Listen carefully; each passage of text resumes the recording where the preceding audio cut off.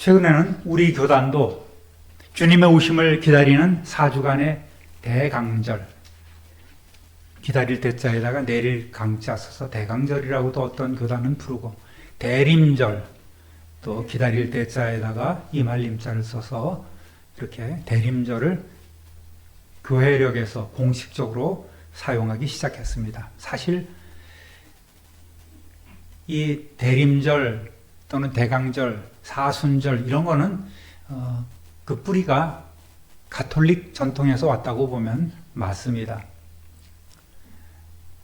그런데 올해는 한국 성결교회 연합회에서 묵상집을 내고 또 이러한 절기를 지키는 일에 동참을 하기 시작했습니다.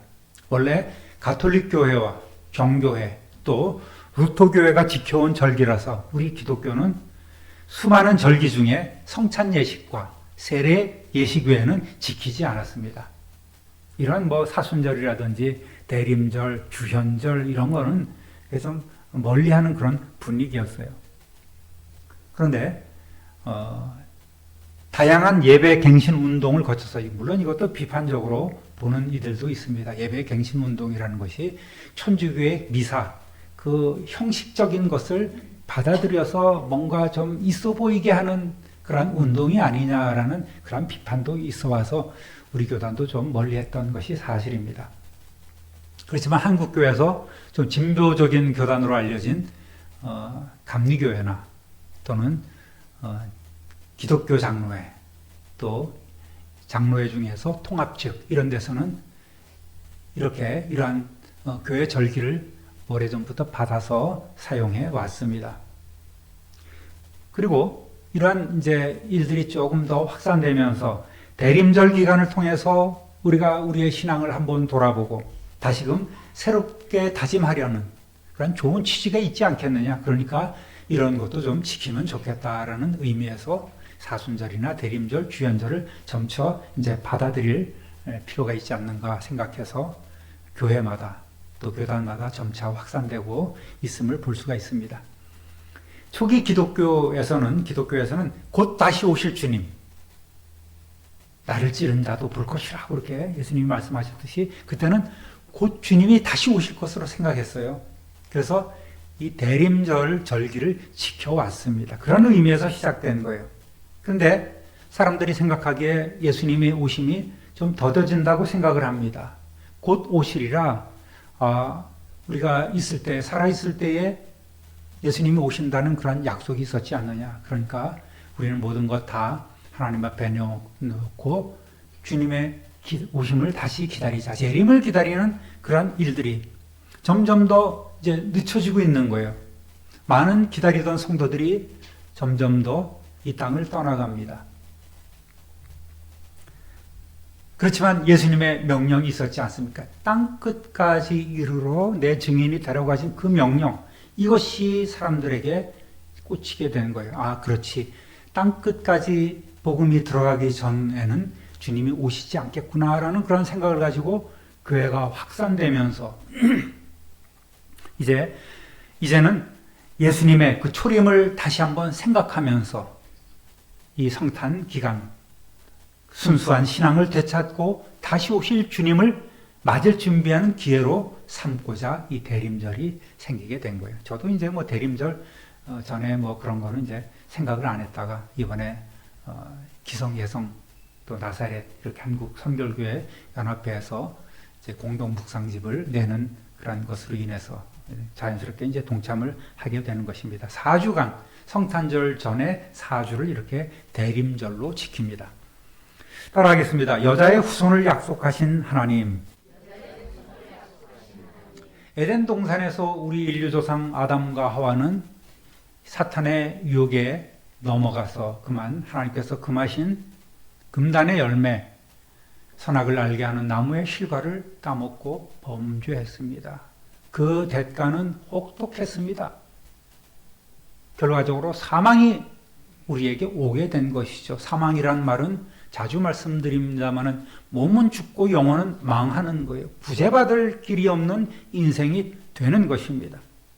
그래서 그 범죄로 인해서 에덴 동산에서 쫓겨나고 대대로 사망의 저주를 받은 아담과 하와에게 하나님은 이들이 완전히 멸망하지 않도록 육은 흙으로 돌아가지만 그 영혼은 장차 영원한 생명을 얻을 수 있는 그 길을 열어주시고 그러한 자비를 우리에게 베풀어 주셨습니다.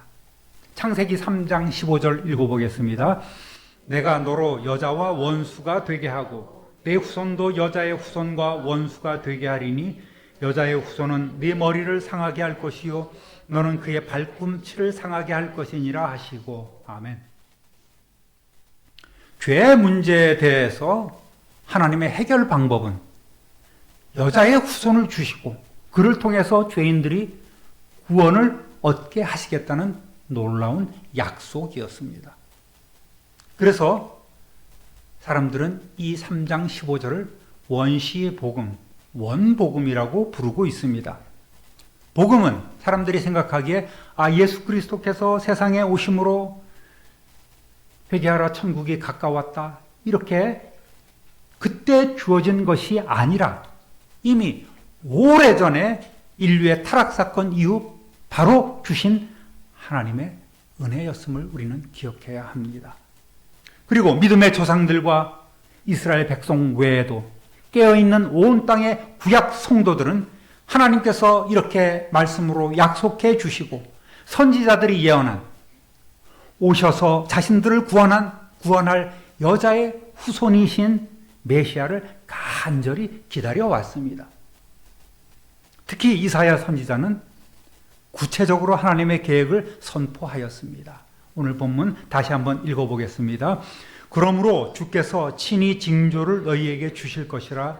보라, 처녀가 잉태하여 아들을 낳을 것이요 그의 이름을 임마누엘이라 하리라. 다시 한번 현대인의 성경으로 읽어보겠습니다. 그러므로 여호와께서 직접 너희에게 표적을 주실 것이다. 처녀가 임신하여 아들을 낳을 것이며 그의 이름을 임마누엘이라 부를 것이다. 아멘. 그래서 징조라든지 이 표적은 우리 인간의 경험이나 사고를 초월한 하나님만이 하실 수 있는 놀라운 권능임을 우리는 알아야 합니다. 예수님은 창세기 3장 15절에서 말씀하신 세상의 모든 사람 중에 유일한 바로 그 여자의 후손이십니다. 하나님께서는 인류가 범죄한 그 순간부터 여자의 후손을 준비하셨습니다. 인간이 타락한 그 순간부터 하나님께서는 저 아이들을 내가 영원히 망하지 않게 하려고 구원하시려는 준비를 하고 계셨고 바로 독생성자 예수 그리스도를 세상에 보낼 준비를 그때부터 하신 거예요. 얼마나 놀라운 하나님의 사랑이 깃들여진 이 약속의 말씀입니까? 하나님께서는 예수님을 통한 구원 사역을 그때부터 시작하신 거예요.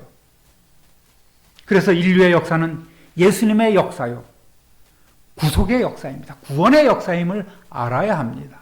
잘 알고 계시듯이 기원전이라고 하는 것은 BC, Before Christ의 약자죠. 그리고 기원후를 AD, 라틴어로 Anno Domini라고 이렇게 얘기를 합니다. 그러니까 예수님의 탄생은 역사를 구분하는 역사의 기준점이 된 거예요. 역사를 영어로 뭐라고 하죠? 히스토리라고 합니다. His story. 즉 그의 이야기. 역사를 기원전과 예수님 오심과 오심 후로 나눈 예수 그리스도의 이야기가 바로 역사가 된 것입니다. 바랍니다. 동정녀 마리아에게 나신 예수님. 드디어 하나님의 때가 이르렀습니다. 2000년 전 오랜 소망이었던 성자 하나님이신 예수 그리스도께서 남자의 씨가 아닌 여자의 후손으로 유대 땅에 탄생하셨습니다. 이사야 선지자가 예언한 700년 후에야 이 일이 이루어진 것입니다. 마태복음 1장 예수님의 족보를 보면 모두가 다 아버지가 아들을 낳고 그 아들이 아버지가 되어서 또 아들을 낳고 그렇게 낳고로 연결이 됩니다. 그래서 저는 이 마태복음의 족보를 낳고 족보라고 이렇게 부르지 않습니까? 그런데 딱 한 사람 마지막에 예외가 있어요. 마태복음 1장 16절 읽어보겠습니다. 야곱은 마리아의 남편 요셉을 낳았으니 마리아에게서 예수 그리스도라 칭하는 예수가 나시니라. 아멘. 그리스도라 칭하는 예수가 나셨다. 아브라함으로부터 예수님의 아버지 요셉에게까지는 아버지가 낳고로 연결되었습니다. 그런데 예수님은 아버지 요셉에게서 낳고가 아니라, 태어난 것이 아니라 어머니 마리아에게서 낳았다고 이렇게 말씀합니다. 마태복음 1장 18절 계속 읽어보겠습니다. 그리스도의 나심은 이러하니라. 그의 어머니 마리아가 요셉과 약혼하고 동거하기 전에 성령으로 잉태된 것이 나타났더니 그의 남편 요셉은 의로운 사람이라 그를 드러내지 아니하고 가만히 끊고자 하여 이 일을 생각할 때에 주의 사자가 현몽하여 이르되 다윗의 자손 요셉아 네 아내 마리아 데려오기를 무서워하지 말라. 그에게 잉태된 자는 성령으로 된 것이라. 아멘. 예수님은 이렇게 성령으로 잉태되셨으므로 요셉, 즉 남자의 후손이 아니란 말입니다. 요셉이 얼마나 고민을 많이 했을까요? 잠자리도 갖지 아니한 자기의 정혼자인 마리아가 점점 배가 불러오는 것을 보고 큰 충격에 빠졌을 것입니다. 요즘 같아서는 친자 확인, 이렇게 검사, DNA 검사도 했겠지만 그랬 당시는 그런 것이 없지 않습니까? 그런데 고민하는 그에게 결국 천사가 나타나서 모든 의혹을 한 방에 풀어주셨지 않습니까? 그래서 예수님은 날 때부터 죄가 없으신 이 죄의 씨앗인 남자의 후손으로 오지 아니한 성령으로 잉태된 여자의 후손으로 오셨기 때문에 거룩한 분, 거룩한이라고 불릴 수 있었습니다. 바로 이렇게 거룩한 성령으로 잉태되었기 때문입니다. 21절 계속 읽어보겠습니다. 아들을 낳으리니 이름을 예수라 하라. 이는 그가 자기 백성을 그들의 죄에서 구원할 자이심이라 하니라. 아멘. 그래서 사도 마태는 예수님의 탄생을 기록할 때에 700년 전에 있었던 이사야 선지자의 예언을 그대로 인용해서 하나님의 언약이 성취되었음을 선언하였습니다. 22절, 23절 읽어보겠습니다. 이 모든 일이 된 것은 주께서 선지자로 하신 말씀을 이루려 하심이니 이르시되 보라 처녀가 잉태하여 아들을 낳을 것이요 그의 이름을 임마누엘이라 하리라 하였으니 이를 번역하면 하나님이 우리와 함께 계시다 함이라. 아멘. 물론 당시에는 예수님의 부모와 또 목자들 또 동방박사들 등 극소수의 사람 외에는 예수님의 탄생을 아무도 알지 못했고 또 예수님은 환영받지 못한 초라한 탄생이었지만 구유에서 나셨지만 사태는 그때부터 예수님을 죽이려고 혈안이 되었습니다. 헤롯을 시켜서 모든 2살 이하의 아기를 죽여버리는 그런 끔찍한 만행도 했지 않습니까?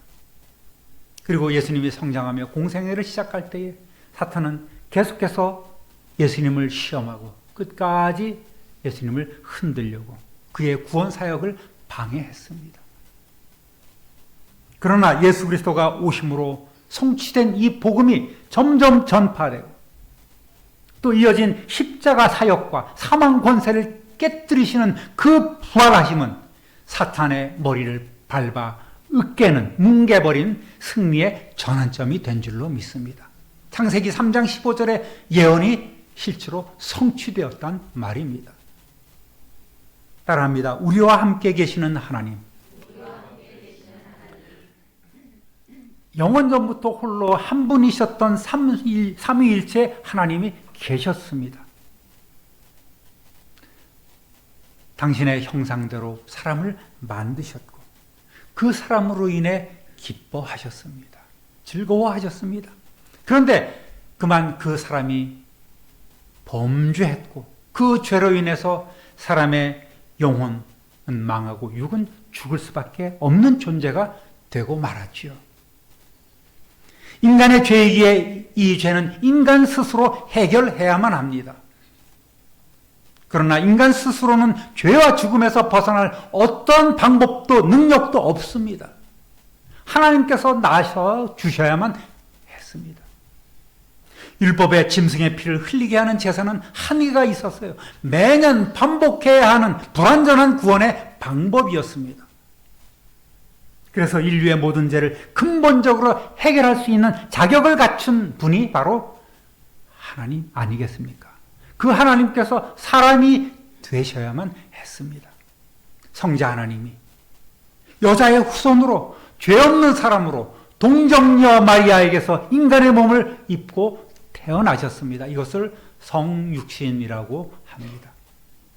인간이 해결해야만 해결해야 하는 죄의 문제를, 하지만 결코 해결할 수 없는 그 죄의 문제를 하나님이 인간의 몸을 입고 오셔서 하나님께서 직접 해결해 주셨단 말입니다.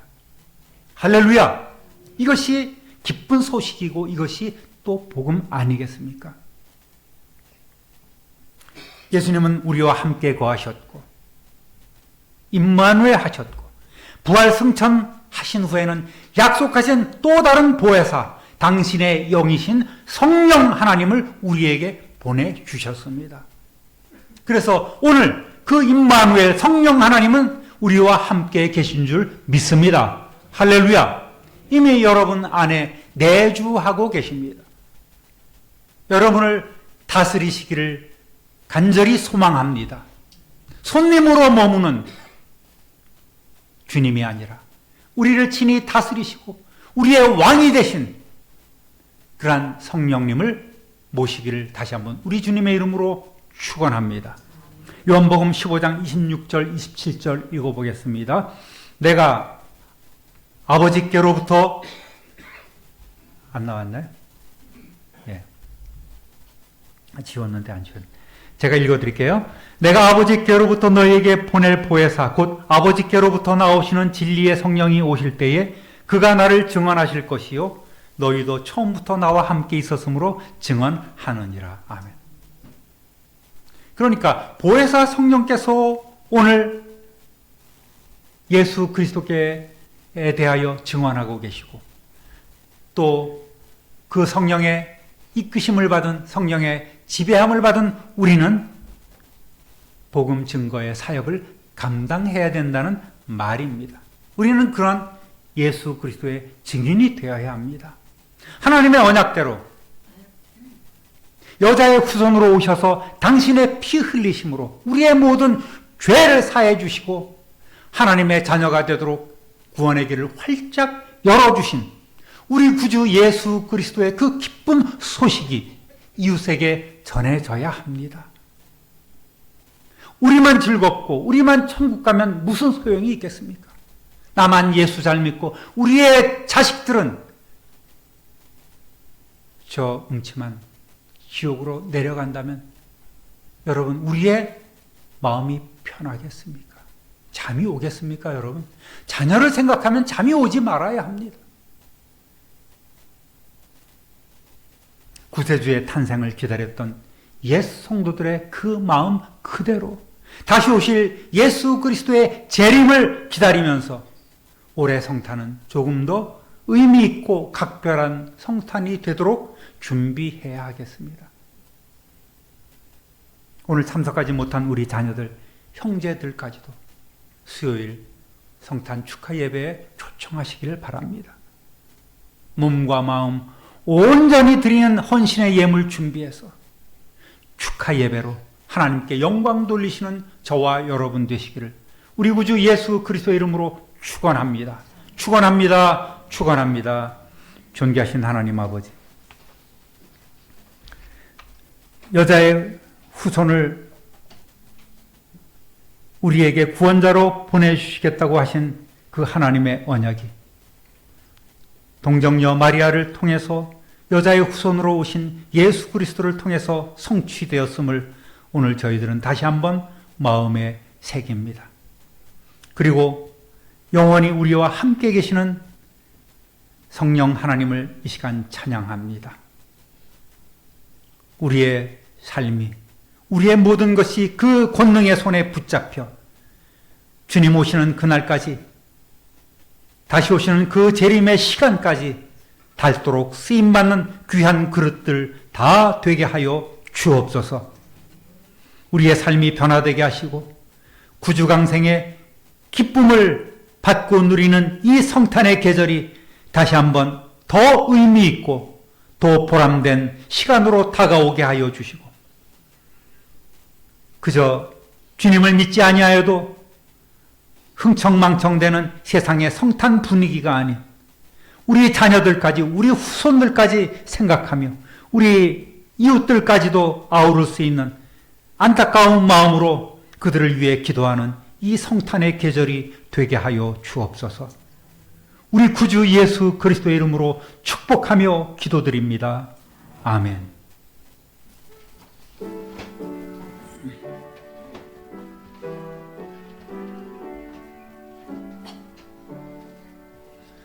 영원한 문아 열려라, 새 임금 들어가신다. 만왕의 왕이 오시니 만민의 구주시로다. 내 마음은 곧 열어라,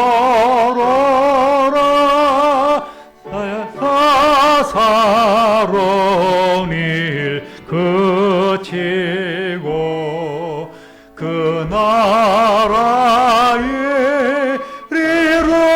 이르도록 주 계실 성전 삼으라. 오 나의 주, 내 마음에 곧다 함께 계시며 그 사랑을 베푸사 늘 동행하여 주소서. 아멘.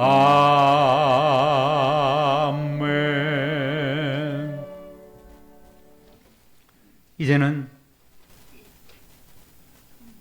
언약대로 독생 성자 예수 그리스도를 우리를 위한 화목제물로 여자의 후손으로 세상에 보내주신 하나님 아버지의 넓고 만극하신 사랑하심과 하나님의 뜻대로 순종하여 저 높고 높은 보좌를 버리고 낮고 천한 이 땅에 내려오신, 그리하여 우리를 위해 화목제물이 되어주신 구주 예수 그리스도의 구속의 은혜와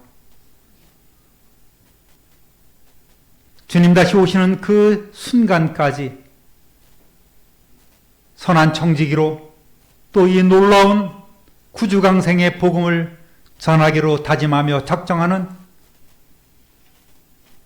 우리 성도들을 늘 감동, 감화, 충만 내주하시는 성령의 교통하심이 오늘 말씀 듣고 그 말씀대로 살아가기로 다짐하며, 또 아직 주님을 영접하지 못한, 주님을 알지 못한 우리 자녀를 위해, 우리 일과 건석을 위해 더 기도하기로 힘쓰기로 다짐하는 우리 모든 성도들과 자녀들과 가정과 참빛 누리교회 공동체와 모든 선교지와 한국교회와 이 나라 결의 위에, 또 지구촌에 혼란함으로 인하여 고통받는 심령들과 또 이 나라를 지켜가는 국군 장병들과 어제 복된 가정을 이룬 전영태, 김현호 부부와 우리 학생 청년들의 미래 위에 영원토록 함께 하시기를